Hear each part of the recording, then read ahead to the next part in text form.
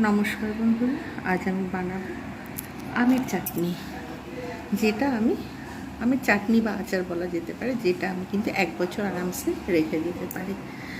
আগে এটাকে কেটে ধুয়ে পরিষ্কার করে নিয়ে আসি।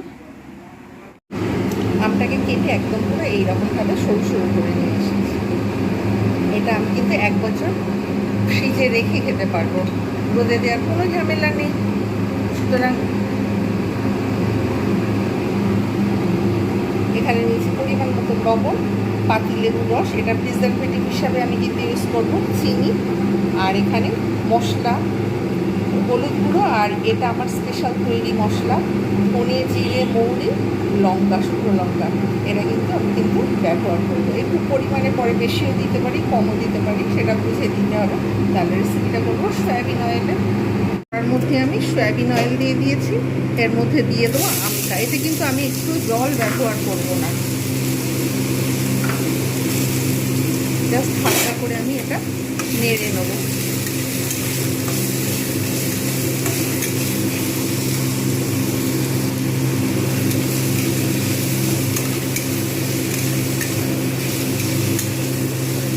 এটা কিন্তু একদম আমি জল ব্যবহার করব না, যেহেতু আমি ফ্রিজের মধ্যে রেখে দেবো রোদ ছাড়াই।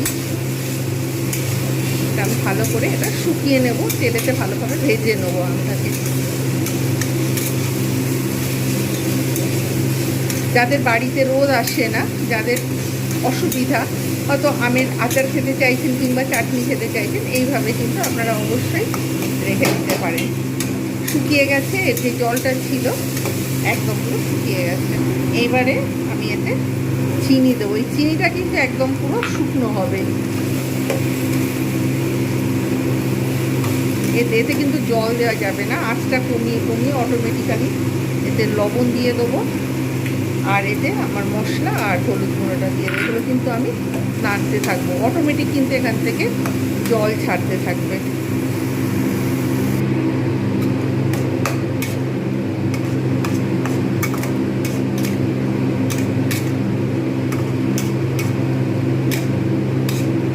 অটোমেটিক্যালি কিন্তু মেল্ট হতে শুরু করেছে চিনিটা।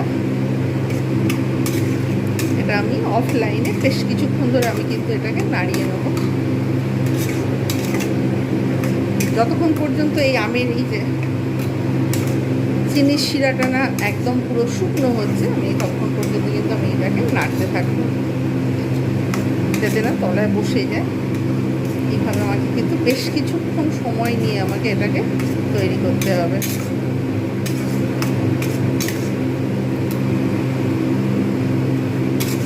আঁচ একদম কমিয়ে রাখবো।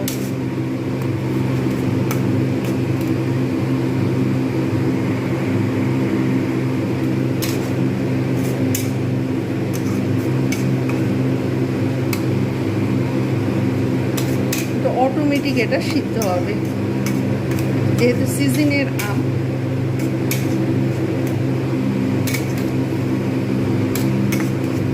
যতক্ষণ না শুকোবে আমি কিন্তু এরকমভাবে নাড়তেই থাকবো। এখনও আমি কিন্তু এটা নেড়ে যাচ্ছি। এইবার আমি এতে একটু গুঁড়ো লঙ্কা ব্যবহার করব, যাতে টেস্টও ভালো আসে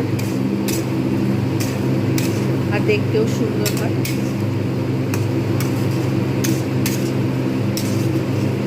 পাতিলেবুটা কিন্তু এখন আমি দেব না, এখনও এটা কিন্তু শুকনো হতে থাকবে।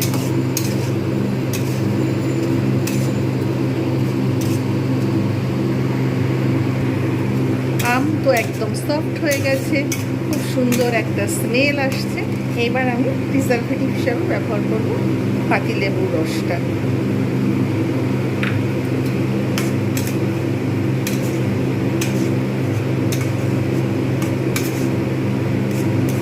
আপনারা ইচ্ছা করলে এই জায়গায় ভিনিগারও ব্যবহার করতে পারেন, আমি এখানে পাতিলেবুর রস ব্যবহার করেছি।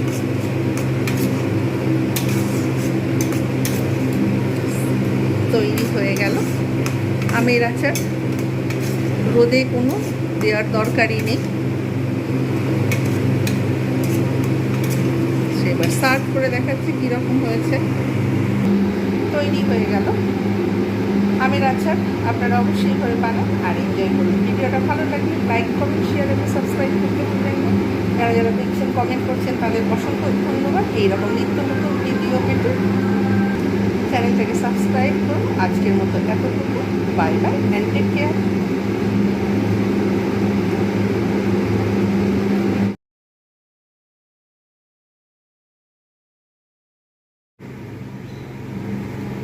ছোটো ছোটো ফুল, এইখানে ছোটো ছোটো ফুল, এই কোণাতেও দেখা যাচ্ছে সব ফুল, ছোট্ট ছোট্ট সব ফুল।